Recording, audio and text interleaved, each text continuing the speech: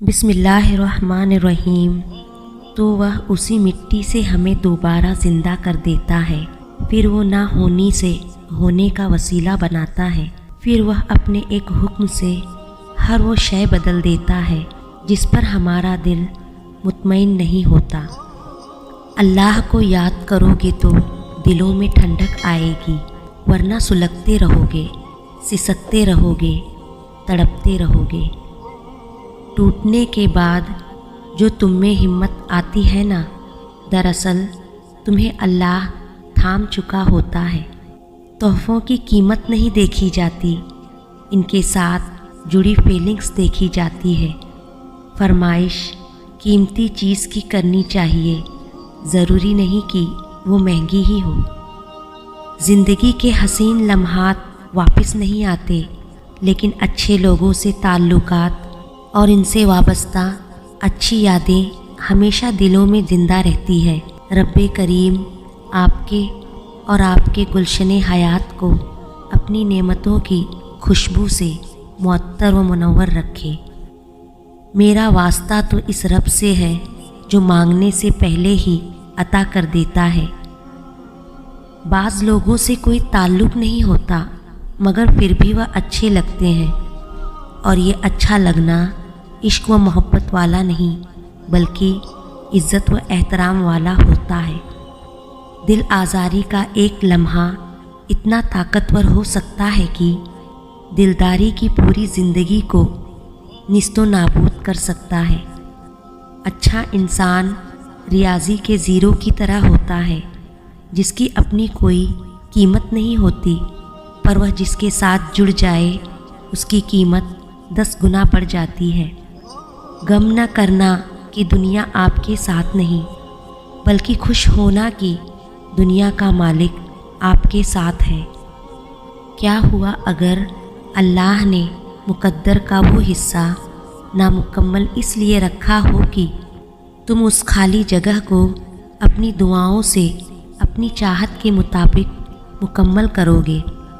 जब अल्लाह से कुछ मांगते हैं तो फिर शक में नहीं पड़ते, बस सब कुछ उस पर छोड़कर इंतज़ार करते हैं। वक्त मुकर्रर है कबूलियत का, जो एक दफ़ा अल्लाह के हुजूर झुक जाती है, वह सिसकती हुई झोली फिर कभी खाली नहीं रहती।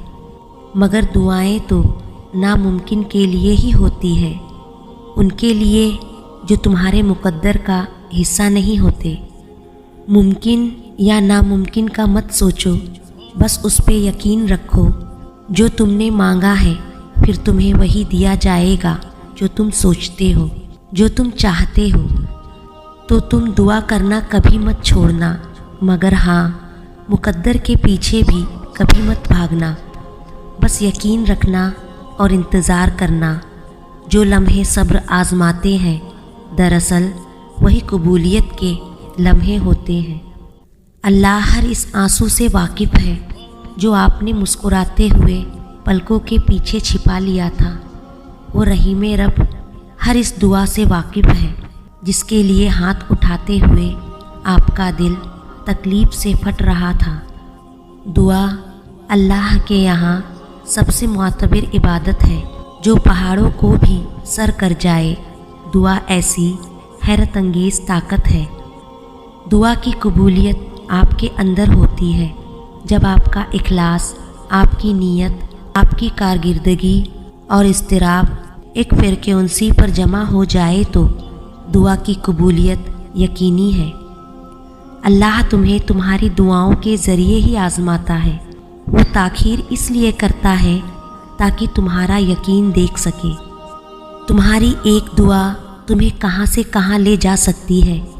अगर तुम्हें इस बात का ज़रा सा भी अंदाज़ा हो जाए तो तुम अपनी कोई भी सांस दुआ से खाली न जाने दो।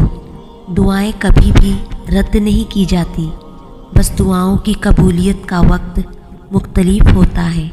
तो तुम्हें सब्र करना है उस वक्त के आने तक, और यकीन रखना है कि जो भी आएगा तुम्हारे हक़ में बेहतरीन कर आएगा।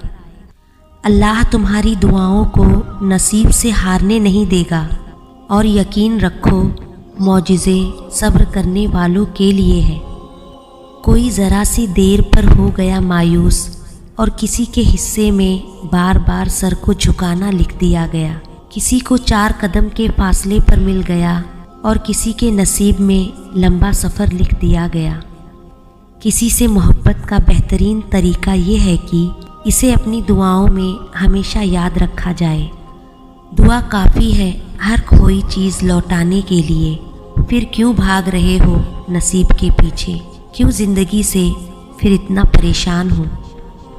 وہ جس کا نام الصبور ہے یعنی صبر دینے والا، پھر وہ کیسے تمہیں تڑپتا ہوا چھوڑ سکتا ہے۔ وہ جس کا نام العلیم ہے یعنی جاننے والا، پھر وہ کیسے تمہارے دل کی کیفیت سے بے خبر ہو سکتا ہے۔ وہ جس کا نام الرافع ہے یعنی بلند کرنے والا، پھر وہ کیسے تمہیں گرا رہنے دے سکتا ہے۔ وہ جس کا نام ہی القادر ہے یعنی قدرت والا، اس کے لیے پھر تمہارے ہر گمان کو حقیقت میں بدلنا بھلا کیا مشکل۔ معجزے کرنا اللہ کا کام ہے، ہمارا کام بہت آسان ہے، دعا، صبر اور یقین۔ جب اللہ کی رضا کے بغیر اس کائنات کا ایک بھی پتا ہل نہیں سکتا تو پھر تمہارے دل کا بار بار اللہ سے رجوع کرنا، اس سے مانگنا بے وجہ نہیں ہے۔ جو ہاتھوں میں اتنی جان ڈال دیتا ہے کہ وہ دعا کے لیے اٹھ سکے، وہ پھر ان اٹھنے والے ہاتھوں کی لاج بھی رکھتا ہے۔ وہ دعا ہی تھی جس نے موسیٰ علیہ السلام کے لیے سمندر کو 2 حصوں میں بانٹ دیا۔ وہ دعا ہی تھی جس نے ابراہیم علیہ السلام کے لیے سلگتی ہوئی آگ کو ٹھنڈا کر دیا۔ وہ دعا ہی تھی جس نے یوسف علیہ السلام کو کنویں میں راستہ دکھایا۔